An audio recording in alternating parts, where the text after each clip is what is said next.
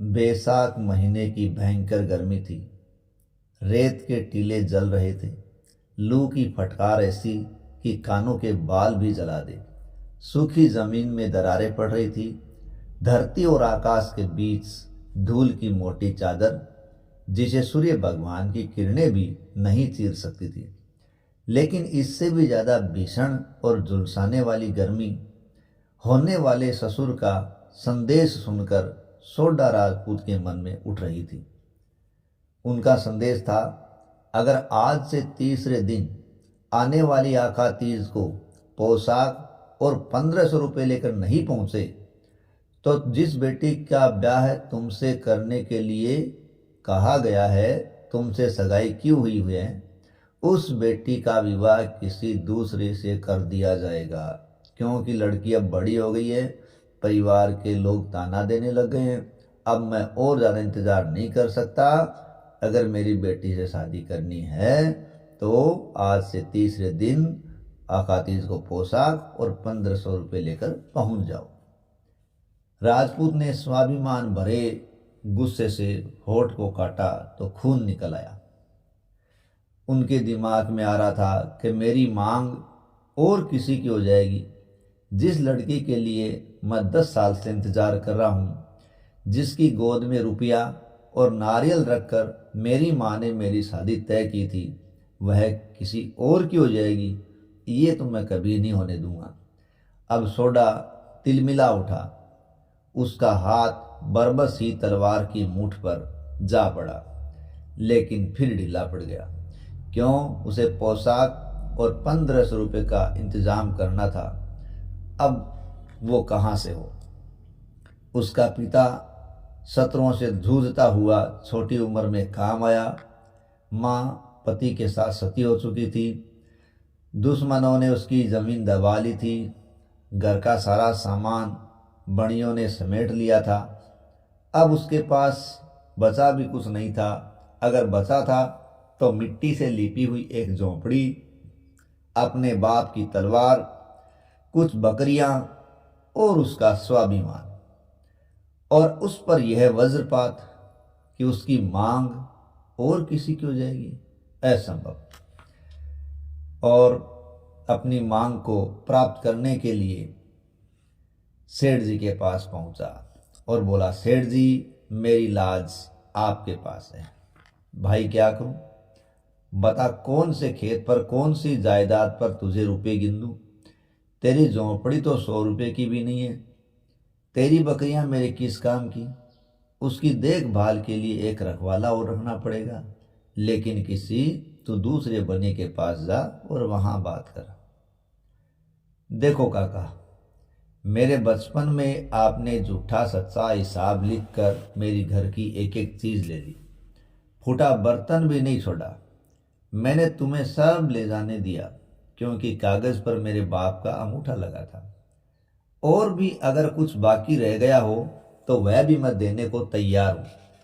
लेकिन आज मेरे स्वाभिमान और मेरे खानदान की इज्जत का सवाल है। मुझे रुपये दे दो, मैं तेरा एक एक पैसा चुका दूंगा। राजपूत का बेटा हूं, जान दे दूंगा लेकिन जबान नहीं जाने दूंगा।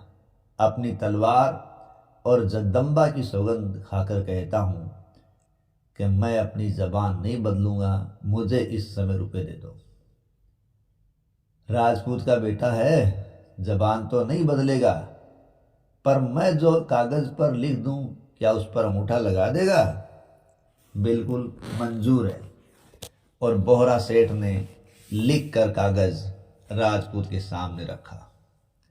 सोडा बोहरा की कलम में लगी स्याही को अंगूठे पर लगा उसे कागज पर रखने लगा।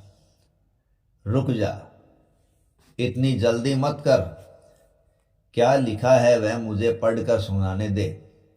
सुनने के बाद अगर तुझमें हिम्मत हो तो ही अंगूठा लगाना। बोहरा ने पढ़ा, जब तक मैं मूल रकम ब्याज के साथ नहीं चुका दूंगा तब तक मैं अपनी पत्नी को बहीन समझूंगा। बोहरा ने राजपूत की तरफ देखा। उसकी आंखों से चिंगारियां निकल रही थी। बोरा उसकी आंखों को नए मिलास का। राजपूत ने कागज पर अंगूठे की निशानी दे दी। सोडा का सूना घर अब आबाद हो गया। घर में बरसों बाद घी का दिया भी जला। चौक में घुंघरू की छम छम की आवाज भी आई और दहेज में आए सामान से घर गृहस्थी जम गई। सोडा रात को खाना खाने बैठा। नई दुल्हन ने थाली परोसी, दाल, चुपड़ी हुई बाजरे की रोटी दी, फिर पंखा झला। सोडा ने उसकी तरफ देखा और उसकी आंखें वहीं जमी रह गई। लेकिन पल भर बाद अपनी आंखें नीचे कर हड़बड़ा कर उठ खड़ा हुआ। पत्नी हाथ धुलाने पानी का लोटा ले आई। सोडा ने घूंघट में छुपा चिरा एक बार और देखा और फिर आंखें हटा ली। रात ही दहेज में आए पलंग पर बैठी राजपूतनी अपने पति का इंतजार कर रही थी। राजपूत आया, म्यान से तलवार निकाल अपने और अपनी पत्नी के बीच रख करवट बदल कर सो गया। 1 दिन, 2 दिन, 3 दिन, 8 दिन, 10 रातें आई और इसी प्रकार चली गई। दिन में बातचीत होती, हंसी खुशी से रहते, पर रात पड़ते ही गुमसुम और नागिन जैसी नंगी तलवार दोनों के बीच में आ जाती। दिन में रूत दूर रहते हुए भी वो इतने पास थे और रात में वो इतने पास रहते हुए भी दूर थे, बहुत दूर थे। राजपूतनी से आखिर रहा नहीं गया। रात को ज्यों ही तलवार निकाल सोडा पलंग पर सोने लगा तो उसके पैर पकड़ लिए। मैंने क्या गलती की है? मेरा क्या दोष है? गलती की तो मेरे माँ बाप ने, जिन्होंने तुम्हें रुपयों के लिए परेशान किया। उसकी सजा मुझे क्यों दे रहे हो? राजपूतनी के आंसू टप टप करते सोडा के पैरों पर आ पड़े। नहीं, तुम्हारी कोई गलती नहीं है, न ही तुम्हारा कोई दोष है और न ही मेरी कोई नाराजगी है। सोडा राजपूतनी के हाथ अपने पैरों से हटाते हुए ये बात कही। तो फिर ये सब क्यों? आखिर बात क्या है? मुझे बताओ। जानना ही चाहती हो तो सुन। सोडा ने बनिए का दिया हुआ वचन राजपूतनी को बताया। राजपूतनी ने सुना और संदेह संकल्प में बदल गया। उसकी व्याकुलता स्थिरता में बदल गई, उसका प्रेम प्रतिज्ञा में बदल गया और उसका भय साहस में बदल गया। सवेरा होते ही राजपूतनी ने अपना सारा जेवर चांदी, जो भी कीमती सामान उसके पास था, उसे सोडा के सामने ला पटका। इन्हें बेच दीजिए और घोड़ा खरीद लो, किसी राजा के यहाँ नौकरी चाकरी ढूंढ लो। वचन निभाना पहला कर्तव्य है और बिना कर्ज चुकाए वचन नहीं निभाया जा सकता। तुम यहाँ अकेली कैसे रहोगी? तुम्हें पीर छोड़ाऊं?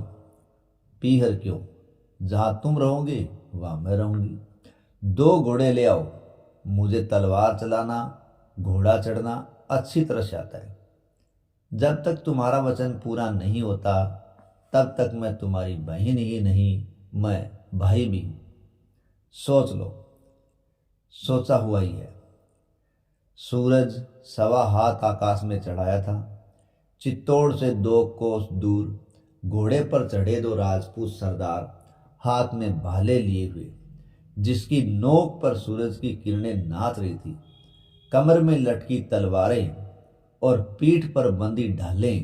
कौन कह सकता था कि इन दोनों में से एक औरत है जिसे कुछ रात पहले ही अपनी कोमल कलाइयों में हाथी दांत का चूड़ा पहन रखा था, घूंघट से अपना मुंह ढांक रखा था, शर्माते लज्जाते कोयल की सी बोली वाले कंठ से भेरी का सा स्वर निकल रहा था। घूंघट में लज्जा से लाल पड़ने वाले गाल नहीं रहे, सूरज की किरणों सा तेज चेहरे पर फूट रहा था। लाली लिए नयनों से एक निश्चय उफन रहा था। दुर्गा का स्वरूप घोड़े पर सवार था। सामने से राणा जी की सवारी निकली। उन्होंने दोनों सवारों को देखा। चौबदार को हुक्म दिया, ये बांके जवान कौन है, इनको हाजिर करो। दोनों युवकों की पैसी हुई। राणा जी ने पूछा, तुमको पहचाना नहीं? लगते तो हो राजपूत, लेकिन कौन हो और कहाँ से हो? हाथ जोड़कर अर्ज किया, सोडा अमरकोट के हैं। इधर कैसे आए? अन्नदाता शेर बाजरी के लिए आए हैं। सुअर के शिकार में हाजिर हो जाओ। दोनों ने मुजरा किया, घोड़ों को पलटा और शिकार में शामिल हो गए। हाका लगा, सुअर निकला, आया आया जान न पावे। चेत राखी, चेत रखो, रोको रोको की आवाज चिल्लाहट आ रही थी। सुअर 6 मन का जंगी एकल एक सरदार के घोड़े की टूंड से मार सवार को नीचे गिरा दिया और हाका चीर कर निकल गया। आगे आगे एकल सुअर और पीछे पीछे शिकारियों के घोड़े। सामने एक को खड़ा देख सुअर दाहिनी ओर मुड़ा और सवार के सामने से निकला। सवार ने घोड़ा बढ़ाया और शिकार पर भाले का वार किया। वार सही जा लगा और भाला सुअर के पेट को चीरता हुआ आर पार निकल गया। घोड़े पर बैठे हुए राणा जी ने सब देखा और कहा, शाबाश रे जवान। राणा जी को क्या मालूम कि ये 6 मन के एकल सुअर को, जिसके उनके उमराव को धराशायी भी कर दिया था, मार गिराने वाला जवान नहीं, एक राजपूत नहीं है। चित्तौड़ के राणा जी ने हुक्म दिया, इन दोनों भाइयों को मेरे शयनगार पर रात का पहरा देने को तैनात कर दो। खम्मा अन्नदाता कहकर दोनों ने अपनी नौकरी संभाल ली। सावन का महीना छल छल करते नदी नाले बह रहे थे। आकाश में बिजलियां आंख मिचौली खेल रही थी। एक तो अंधेरा, उस पर चौमासे की काली रात, बिजली की चमक से उजाला बार बार होता, एकदम से अंधकार हो जाता, हाथ को हाथ न नजर आता। राणा जी और रानी जी सो रहे थे और वे दोनों तलवार लिए कमरे के बाहर पहरा दे रहे थे। आधी रात का समय हुआ। राणा जी को तो नींद आ गई, लेकिन रानी जी जगी हुई थी और सैया पर लेटे लेटे प्रकृति के अद्भुत रूप का खेल देख रही थी। इधर बाहर पश्चिम में जब बिजली चमकी, बारिश की फुहार गिरी, राजपूतनी को अपना देश याद आ गया। उसके साथ पुरानी बातें, पुराने अरमान और अतृप्त अनुराग, ये सब उसे याद आया। वह सोचने लगी, आज रोजी कमाने के लिए घर छोड़ मर्दाने कपड़े पहनकर आधी रात पहरा दे रही हूँ और मेरी बहनें सहेलियां दरवाजे बंद करके आराम से अपने पतियों के साथ घरों में सो रही होंगी। बिजली फिर चमकी, बादल गरजा और पपीहा बोला, पीऊ पीऊ। संतृप्त नारी हृदय की दुर्बलता जागी। पी कहाँ? वैसे तो बहुत पास, फिर भी इतने दूर। मैं न तो संयोगिन हूँ और ना ही वियोगिन। व्याकुल हृदय का बांध टूट गया। पास ही पहरा देते सोडा राजपूत के कंधे पर अपना हाथ रखा। सोडा पल भर के लिए कांप उठा, जैसे बिजली का कोई झटका लगाओ, पर अगले क्षण ही वह संभल गया। राजपूतनी का हाथ हटाते हुए बोला, संभल, वचन को मत भूल। लंबी सांस छोड़ते हुए राजपूतनी बोली, देश बिजाया घर पार का, पियऊ बांधर रे भेष। जिन दिन जाशा देश में, बांधव पीव करेस। देश छूट गया, विदेश में बैठे हैं, पति है वह भी भाई के रूप में। अब तो देश लौटने पर ही इन्हें पिया बना सकूंगी। रानी जी ने अंदर यह दुआ सुन लिया। सुबह राणा जी से अर्ज की, इन दोनों सोडा भाइयों का कुछ न कुछ राज जरूर है और इन दोनों में से एक औरत है। राणा जी बोले, क्यों भोली बात करती हो? यह सूरत, यह मर्दानगी, यह रोब और यह ताकत कभी किसी औरत में देखी है? आप चाहे न माने, लेकिन इनमें से एक औरत है और ये दोनों की सियाफत के मारे आपके यहाँ नौकरी कर रहे हैं। इसका पता कैसे चले, यह आप मेरे ऊपर छोड़ दीजिए। रानी जी ने दोनों को महल में बुलाया, चूल्हे पर दूध गर्म करने को रख सेविका को कमरे से बाहर जाने का हुक्म दे दिया। आप भी पर्दे के पीछे छुप गई और वहीं राणा जी भी खड़े थे। दूध गर्म हुआ और उफनने लगा। संस्कार कहाँ छिप सकते हैं। राजपूतनी के मुंह से अनायास ही निकल गया, दूध उफन रहा है। राणा और रानी जी पर्दा हटाकर बाहर निकले। रानी जी बोली, बेटी सच सच बता, तू कौन है और किस तकलीफ में है। राजपूतनी ने अपनी आंखें नीची कर ली और सोडा राजपूत ने अपनी आप बीती सुनाई और उन्होंने अपने कर्ज की शर्त को सुनाया। राणा जी ने हुक्म दिया, तुम्हारे कर्ज के रुपए ब्याज के साथ आज ही ऊंट सवार के हाथ तुम्हारे गांव के बनिए के पास भिजवा दिए जाएंगे और तुम दोनों हमारे पास रहो और अपनी गृहस्थी जमाओ। सोडा ने हाथ जोड़ अर्ज की, अन्नदाता आपका हुक्म सिर आंखों पर, लेकिन जब तक मैं अपने हाथ से अपना कर्ज नहीं चुकाऊंगा तब तक मैं आपको अपने आप को ऋणी नहीं मान सकता। तो आप मुझे गांव जाने का हुक्म दो।